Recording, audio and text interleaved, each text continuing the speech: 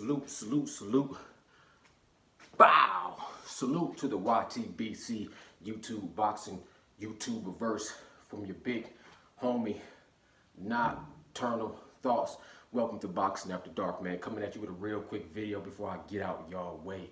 So I've been watching everything leading up in fight week to Deontay Wilder and the Gypsy King Tyson Fury, the trilogy. I watched most all the interviews, the predictions, Malik Scott, Deontay Wilder, Tyson Fury. I haven't seen a lot of output from Sugar Hill in the game, but one thing I just have to point out, and I don't want to just beat down on Wilder's head, because first of all, let me say this and make this clear: no matter what I say, it doesn't change what the outcome of the fight will be. And no matter what I think and no matter what I say, I will always keep in mind and respect the fact that Deontay, the Bronze Bomber Wilder, always has a huge puncher's chance.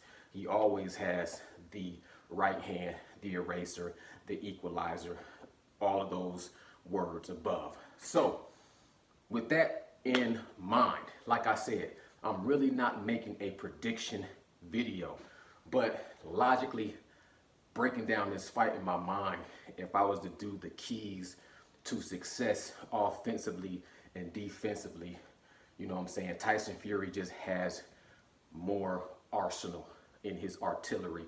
He has more options. And the way I look at it is, I just don't have confidence in Malik Scott and Deontay Wilder as a team. I think that Malik Scott is a great strength and conditioning coach. As far as him being a trainer, I think he's a great trainer outside of a real fight. When you're in camp, holding the pads, boosting up your ego, and helping you sharpen up some tools, I think he has done a great job from the little bit of footage that we have seen working with what he has to work with. But in the fight, when things start to get ugly and you have to make adjustments, I don't think Malik Scott will have the ability to give the proper adjustments to Deontay Wilder to make in a fight that he's behind on. That's just my opinion. I could be wrong. I'm also looking at Malik Scott always in interviews is very intellectual and selective with the words that he uses, but he always has little fraudulent or fraudulent slips of the tongue where he says things and has to backtrack a little bit. Like I was watching an interview where he was saying, he was going to make it uncomfortable. He daydreamed and night dreamed about Tyson Fury, and he's came up with so many game plans that's going to make Tyson Fury uncomfortable, and they dare him to try to come in and bully and bulldoze Deontay Wilder, like he's going to do all this body work that's going to make Tyson Fury not be able to implement the same game plan from the second fight. And he's like, the only reason why, he's sitting back and he's real thoughtful. He's like, the only reason why Tyson Fury was able to come and work and lay on Deontay Wilder is because we didn't have anything to make him not do it. We didn't have anything to offer to stop him from doing it under those conditions. And I'm like, under what conditions? Because my whole thing is, if you still look at the conspiracies and the excuses and the cheating allegations, they all add up to a loss for Deontay Wilder in a trilogy. Because I don't understand how you can say you're going to be this reinvented, new and improved Deontay Wilder, but the only reason why you lost the second fight was because of Glovegate and Watergate and spiked water in the costume. And I've seen the footage from his new costume that he's wearing with the laser show and the different lights changing and the mask, and it all looks great. It all looks grand.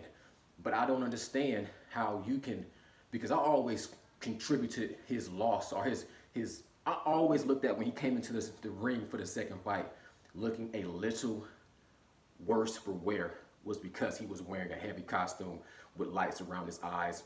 Anytime you watch anything on TV with laser shows, they always tell you, be careful, you can have seizures. This stuff right here can stimulate your mind in certain ways that it cause you to have problems, you know, with vertigo and your equilibrium. But he's still going to wear the suit. I thought that the suit was a little heavy as far as walking to the ring and walking around backstage, to where it might have built up a little bit of lactic acid right up in these little muscles right up in here. Built up a little bit of lactic acid. That's why I thought I seen Deontay Wilder trying to stretch out that burn right here before the first bell rung. And then I felt like all of that, once it loosened up here, went down to the thighs. Domino effect. Now you don't have no legs. On top of that, you had Tyson Fury laying down on you, you know what I'm saying, putting you in headlocks and brutalizing you, you know, dismantling you. So I'm like, don't wear another suit. He's wearing another suit. It is what it is. We'll see how that all turns out. But a lot of things too with Deontay Wilder training, reinventing himself, new and improved.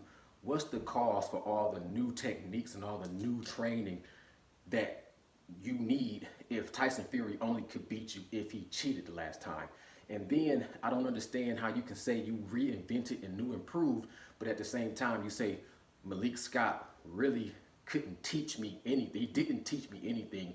It was just stuff that was already in me that he was able to bring out. That to me does not really jive well. And then the fact that, like, when we say Anthony Joshua needs to go somewhere and bring out that, you know what I'm saying, Eye of the Tiger, old school, Rocky 3, Apollo comes and get Rocky and takes him down to the trenches. Deontay Wilder never left the comfort of his home. He never left his backyard. You know what I'm saying? Marvin Hagler said it's hard to get up and run your mouth when you're sleeping in silk sheets. And Deontay Wilder has done just that. Everything has been very comfortable for him. I'm not knocking that, but it makes me think. It raises an eyebrow when you're doing an interview on the Last Stand podcast with Brian Custer, I think that's his name, a week before the fight, and you laid up in your stadium or your movie theater room, you laid up fresh off of a pedicure. I mean, you literally just got a pedicure. And I understand that helps relaxes you and massages and all of these things. But you fresh off of a pedicure and doing an interview, I just don't think that you can still maintain a lot of that hunger when you eating so well. That's neither here nor there. It just makes me raise an eyebrow. Tyson Fury has so many options where he can outbox you. He can slip, he can roll, he can parry. He's bigger, he's stronger. He can come forward, he can press, he can put you on the back foot, he can maul you, he can brawl you. You know, it's just going to be a very tough uphill battle pushing a 300-pound boulder. We've seen videos of Deontay Wilder doing bench presses. It didn't look very impressive. Ask Castle Kingside what he thinks of Deontay Wilder bench pressing 350 pounds. Ask Castle Kingside and then go subscribe. You know what I'm saying? I've seen Kevin Durant put up 315 without even making a noise. Just put up 315 easy money. I'm not going to talk about what I do with 315. I'm not going to talk about that. I'm going to look at it like Deontay Wilder has power to knock people out because of his, you know what I'm saying, he has that God-gift ability to land the right hand. But it still has to be with the right opponent, in my opinion. He can knock people out because of the leverage he gets on those long muscles, where he can have that leverage and that knockout effect, to me, very similar to a pitcher that can throw that, you know what I'm saying, 100-mile-an-hour fastball. And those guys just got the leverage when they just tall, long arms, and they can just throw that fastball. But those same guys, you take like a guy like 50 Cent. You see 50 Cent, he built up pretty much like me. I guarantee you when 50 Cent, the rapper, was in his prime, he probably could take 315 and stroke it for at least 10 times, 10 to 15 times.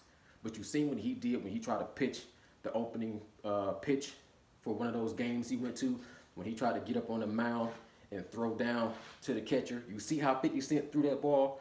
Because bench pressing don't have anything to do with pitching. Just like bench pressing does not have a whole lot to do with your strength in the boxing ring. So Deontay Wilder bench pressing 350, you know, it really does not transcend into what he's going to be able to do in the boxing ring. In my opinion, he has to punch up with Tyson Fury.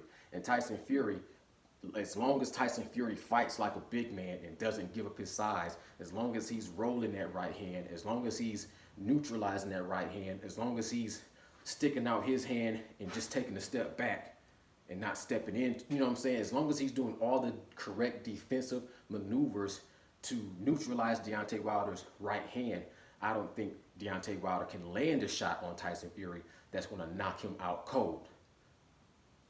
I don't think that's just going to happen. Tyson Fury took a lot of those right hands flush on the jaw in the second fight, and he kind of ate them and came forward and walked through them. In the first fight, he was listening to Ben Davison. That's another thing. Ben Davison is a great coach, great trainer, but he was giving Tyson Fury the wrong knowledge in the first fight. Just like I don't see Malik Scott giving Deontay Wilder the correct knowledge in this trilogy match. But Ben Davison was telling, Tyson Fury to slip, be pretty, stay away. Tyson Fury got a little overconfident, and he bent way down here to get caught with that shot. I don't see him doing that in a third matchup where he's going to give up his height. He really had mastered, that whole step back, putting out his arm, step back, roll the right hand, parry the right hand, come in, wrap him up, and then do a little dirty boxing. You saw what I'm saying? The trilogy match, I don't know exactly how everything is going to play out. I'm not making a prediction on an unpredictable fight. But when I talk about this from my mentality, logically, I see Tyson Fury having way more vantage points and the experience and the ability to know how to take advantage of those points. And at the same time, I think he's just looking more confident. He's looking more relaxed. He handles the media a lot better. To me, the media with Deontay Wilder seems a little bit more strenuous on him. You can tell there's obvious things that he don't want to really talk about, and he's still using a lot of excuses. And, I just don't see how you can feel like your water was spiked, your suit was heavy, he had something in his gloves, and you had a dirty referee. But all I got to do is change up my trainer and work on some body shot combinations, and it's going to change the game. I know it's more to it than that. I know they worked hard for this fight. I do expect to see an improved version of Deontay Wilder, because I think Deontay Wilder was overtrained and had been putting in a lot of back-to-back hard fights with Luis Ortiz, and I think he's rested and he's probably rejuvenated his body. He's probably healthier, stronger, and he's going to come in there improved. So I could see this fight going 12 rounds. A lot of people think this fight has to be a knockout. I don't think this fight has to be a knockout. I think it can go 12 rounds with a decision going to Fury. But most likely it's going to be some carnage, and it's going to be somebody hitting the canvas. And I think if that's the case, both men might hit the canvas. But I think history has shown that if both men hit the canvas, both men get up.